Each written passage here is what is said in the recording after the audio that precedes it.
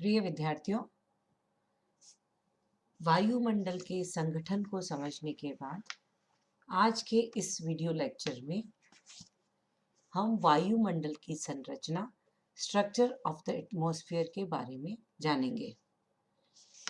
जैसा कि हम सभी जानते हैं कि वायुमंडल जो कि गैस की एक परत है और गुरुत्वाकर्षण शक्ति के कारण पृथ्वी के साथ सटी हुई है। यह वायुमंडल जो कि पृथ्वी को चारों ओर से एक लिफाफे की तरह से एक आवरण के रूप में पृथ्वी के अभिन्न अंग के रूप में जाना जाता है और इसी वायुमंडल के परिणाम स्वरूप पृथ्वी पर विभिन्न प्रकार की गतिविधियां संपन्न होती हैं। वायुमंडल के संगठन में हमने जाना कि विभिन्न प्रकार की गैसेस, जलवाष्प, धूलिकण वायुमंडल के महत्वपूर्ण भाग हैं। यहाँ पर जिस प्रकार से इस पिक्चर में हम देख पा रहे हैं, वायुमंडल पृथ्वी के तल से अपनी उच्चतम सीमा तक संकेंद्रीय परतों के रूप में विद्यमान है, जिन्हें कॉन्सेंट्रिक लेयर्स कहा जाता है।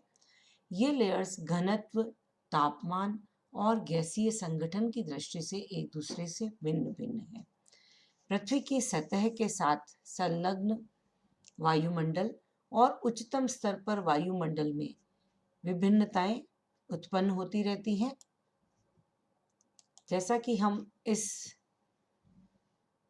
डायग्राम में देख पा रहे हैं, क्षोभ मंडल, ट्रोपोस्फियर जिसे कहा जाता है, स्ट्रेटोस्फियर, समताप मंडल, स्ट्रेटोपॉज एवं ट्रोपोपॉज जो इन्हें डिवाइड करने वाली संक्रमण रेखा है, क्षोभ सीमा एवं समताप सीमा के नाम से जानी जाती है।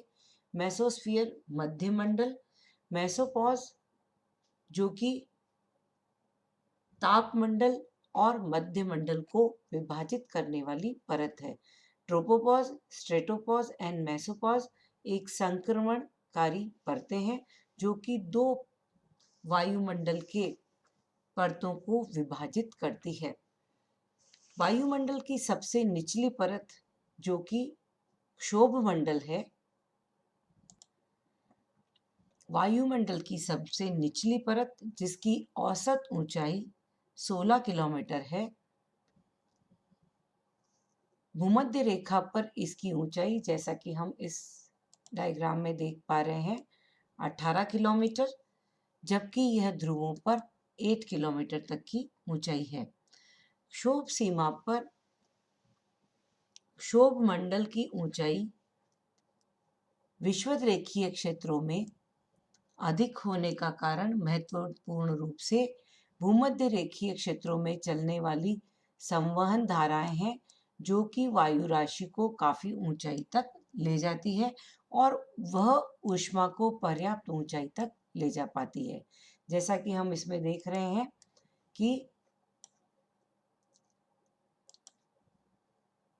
क्षोभ मंडल की ऊंचाई इस तरह से स्लांट लेयर पे है जिसकी ऊंचाई भूमध्य रेखा पर अधिक एवं ध्रुवों पर काफी कम है, 0 डिग्री एवं 90 डिग्री पर जो कि ध्रुव है। ध्रुवों पर तापमान कम होने से वायु का प्रवाह नहीं हो पाता है, जबकि भूमध्य रेखा पर संवहन धाराओं के कारण यह ऊंचाई पर्याप्त मात्रा में ऊष्मा सूर्य की पहुंच पाती है। यही कारण है कि किसी भी अक्षांश पर क्षोभ मंडल की ऊंचाई शीत ऋतु की अपेक्षा ग्रीष्म ऋतु में अधिक ऊंचाई तक हो पाती है और इसे कन्वेक्शन जोन के नाम से भी जाना जाता है। कन्वेक्शन जोन अर्थात संवहन क्षेत्र।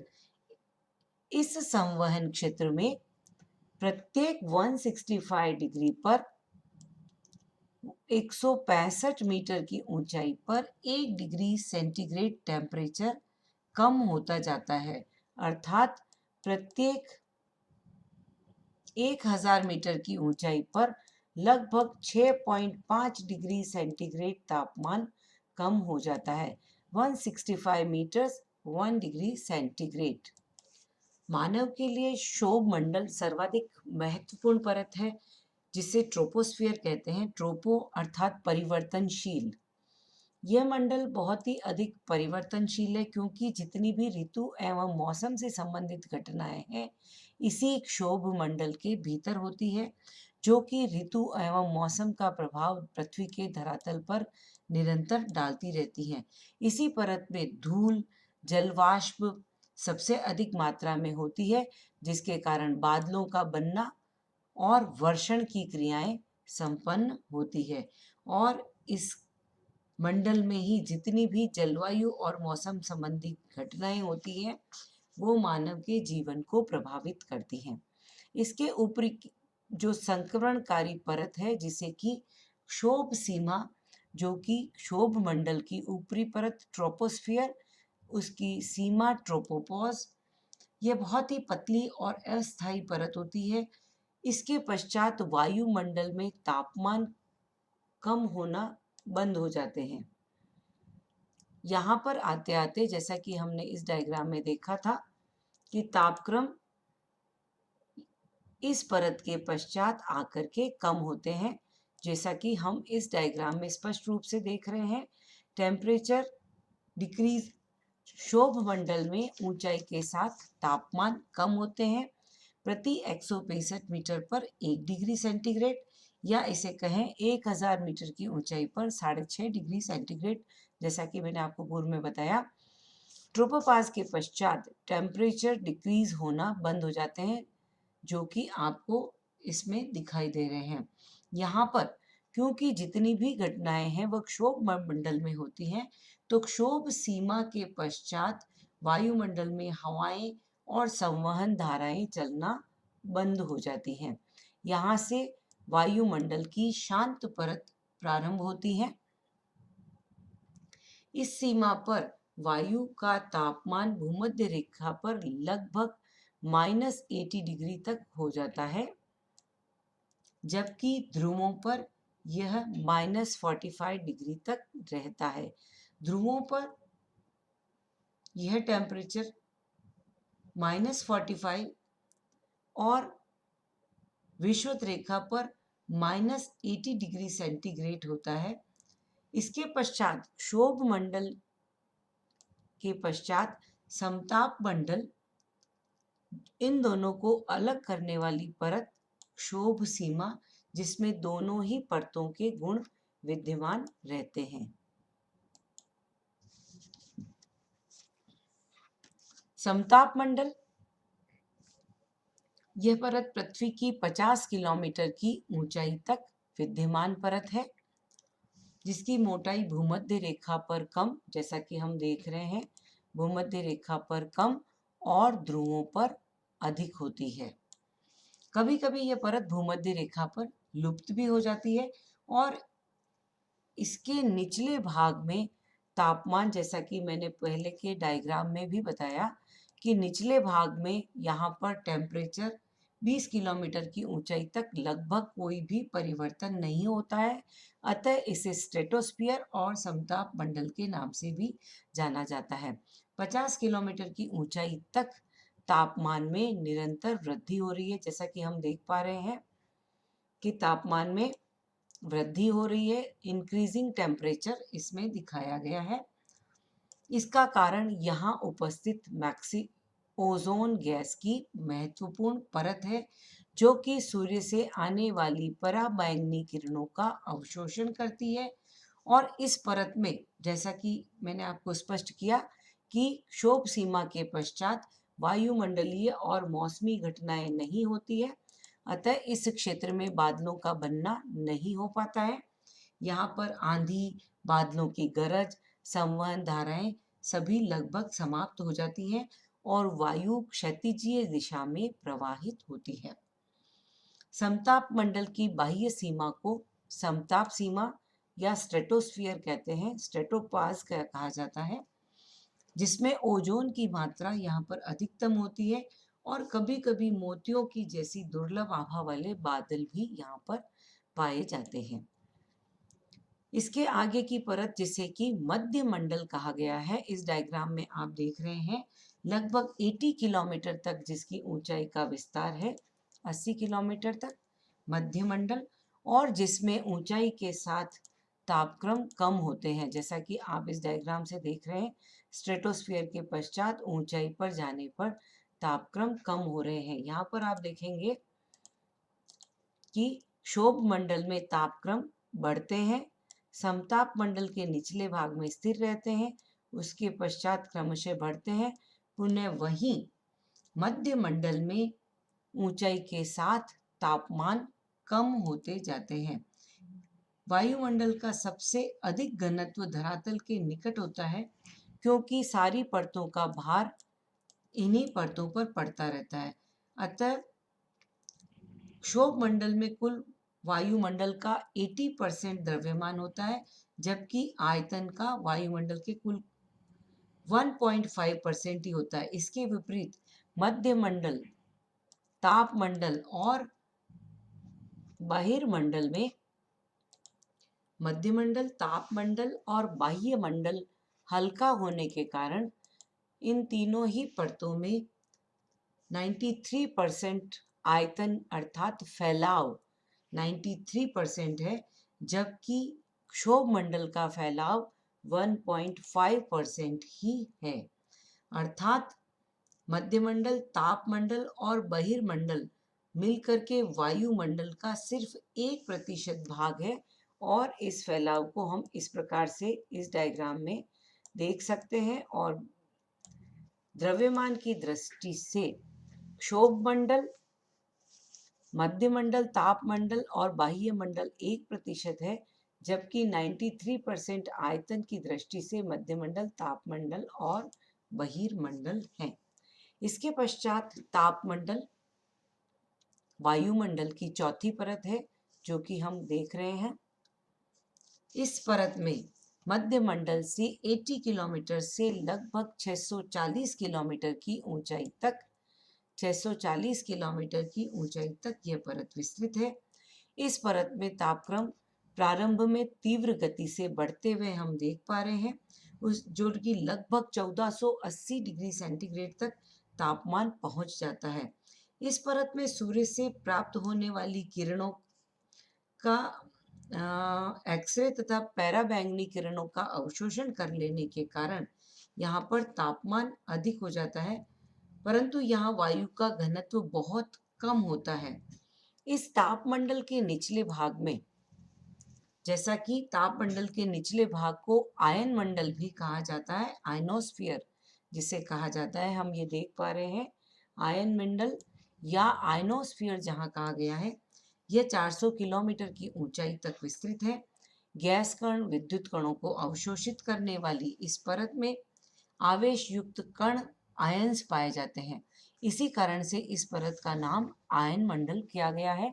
मूलतः रेडियो तरंगों को परावर्तित कर ये पृथ्वी पर इस परत से वापस से भेजा जाता है, जिससे रेडियो प्रसारण में सहायता मिलती है। आयन मंडल की वायु में एक विचित्र प्रकार की चमक होती है, जिसे कि एयर ग्लो या वायु दीप्ति के नाम से भी जाना जाता है, और इसी समय ध्रुवों पर बनने वाले लाल रंग के प्रकाश को ऑरा अर्थात ध्रुवीय ज्योति के नाम से भी जाना जाता है, जिसे कि कुमेर ज्योति एवं सुमेर ज्योति उत्तरी ध्रुव पर ऑरा बोरियोलिसिस एवं दक्षिणी ध्रुव पे ऑरा ऑस्ट्रेलिसिस कहा जाता है।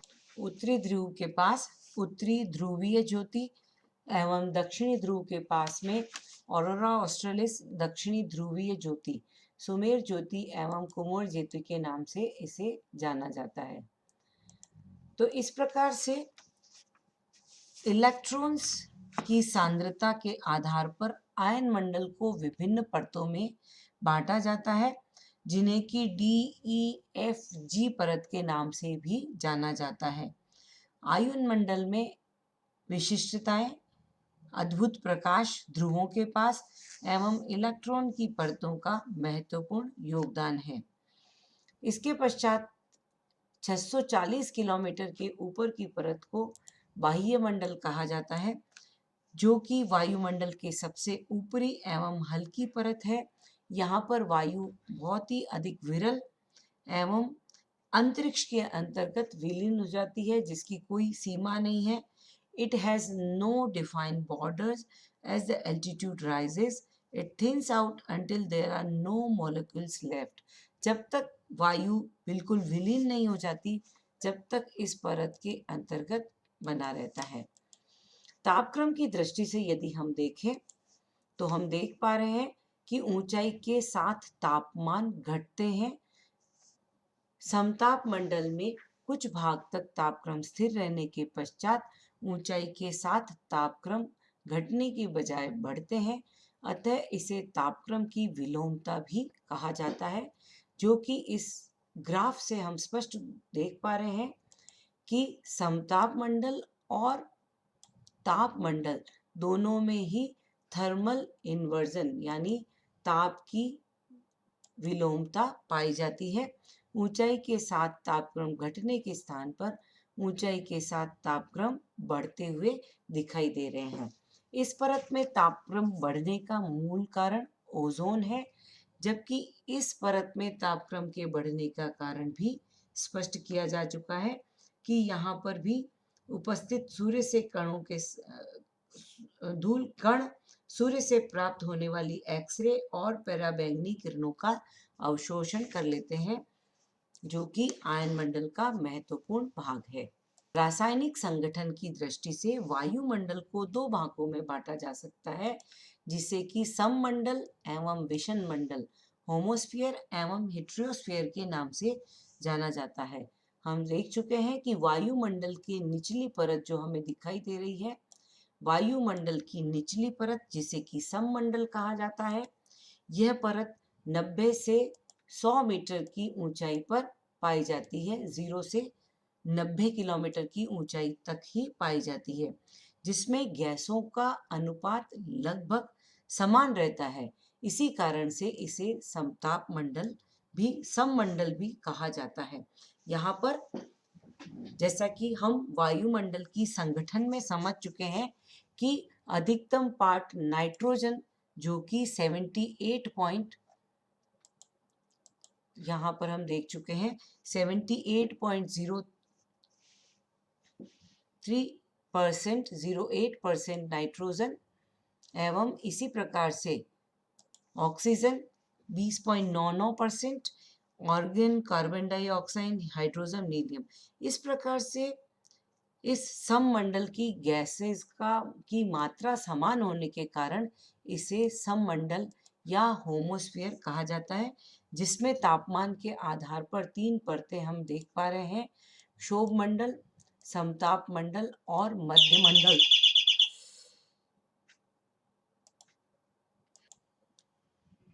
सौ किलोमीटर की ऊंचाई से वायु के उच्चतम स्तर तक की परत को विषम मंडल कहा जाता है। विषम मंडल हेट्रोस्फीयर, जहां पर वायुमंडल की विभिन्न परतों में भौतिक एवं रासायनिक कारणों से विषमताएं पाई जाती हैं। सममंडल की तुलना में यह परत मनुष्य के बहुत कम काम की है और इसे डिफरेंट लेयर्स में बांटा गया है, जिसे कि सबसे पहली आणविक नाइट्रोजन परत जिसे कहा गया है 90 से 200 किलोमीटर की ऊंचाई तक विस्तृत मॉलिक्यूलर नाइट्रोजन लेयर, जिसमें नाइट्रोजन के अणुओं की प्रचुरता रहती है। आणविक ऑक्सीजन परत जो कि 200 से 1100 किलोमीटर की परत, जिसे कि एटॉमिक ऑक्सीजन लेयर भी कहा जाता है।